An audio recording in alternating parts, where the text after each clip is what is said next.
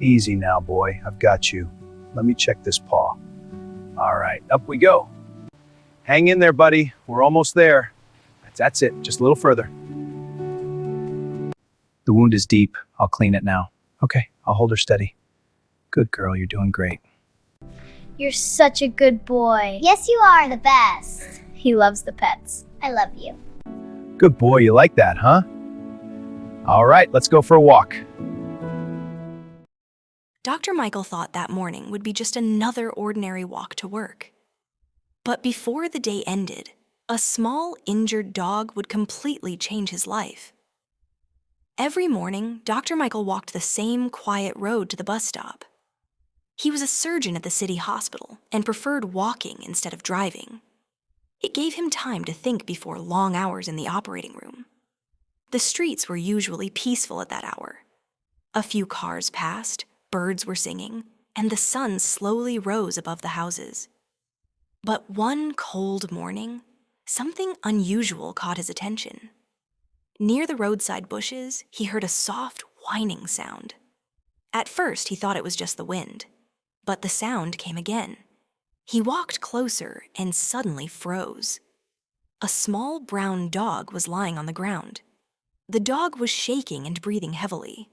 One of its front legs was twisted in a painful angle. It was clear what had happened. A car had hit the dog. The poor animal tried to move but couldn't stand. Dr. Michael slowly knelt beside the dog. "Hey, it's okay," he whispered gently. The dog looked at him with tired, scared eyes, but didn't growl or bark. It was as if the animal understood that help had finally arrived. Dr. Michael checked the leg carefully. The bone was most likely broken. Normally, he would already be on his way to the hospital, but leaving the dog there was impossible. Luckily, he knew exactly where to go. His closest friend, Daniel, was a veterinarian who owned a small animal clinic nearby. Without wasting another second, Dr. Michael carefully wrapped the dog in his coat and carried it to his car. 20 minutes later, they arrived at the veterinary clinic. Daniel looked surprised when he saw his friend holding the injured animal. "Michael, what happened?" "I found him by the road. A car hit him," Michael said. Daniel gently examined the dog. "The front leg is broken," he said seriously, "but we can fix it." The dog needed surgery. For Dr. Michael, surgery was something he did every day. But this time, he felt nervous. Because this patient had 4 legs and frightened eyes. Daniel performed the operation while Michael stayed nearby the entire time. The surgery went well, but the dog needed recovery and daily treatment. For the next 10 days, Dr. Michael came to the clinic every morning before work. He helped feed the dog. He changed bandages. Sometimes he simply sat beside the cage and talked softly. The dog slowly began to trust him. At first, it was quiet and weak. But after a few days, its tail began to wag whenever Michael entered the room. By the 10th day, the dog could finally stand again. Daniel smiled. "He's going to be okay." Michael felt something warm in his chest. But there was still one problem. No one knew who the dog belonged to. They checked for a microchip. Nothing. No one came looking for him. Daniel crossed his arms and laughed. "Well, looks like he already chose his human." Michael looked at the dog. The dog looked back at him. Its tail wagged again. That evening, Dr. Michael brought the dog home. His children were surprised. "A dog?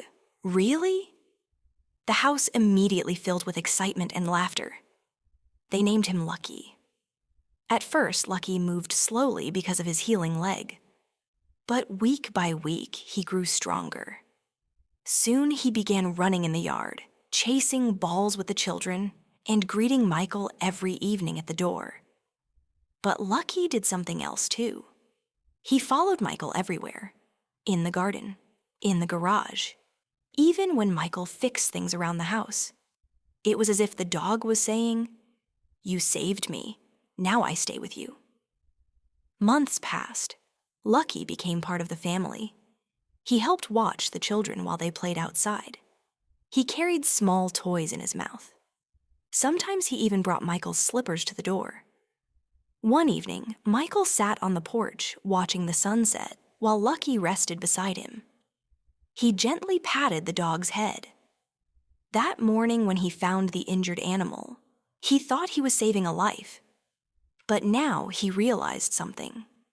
Lucky had saved something too. After long, stressful days in the hospital, after difficult surgeries and emotional moments, this dog brought peace back into his home. Sometimes the smallest act of kindness can return in the most beautiful way. And sometimes, the life you save becomes the family you never expected.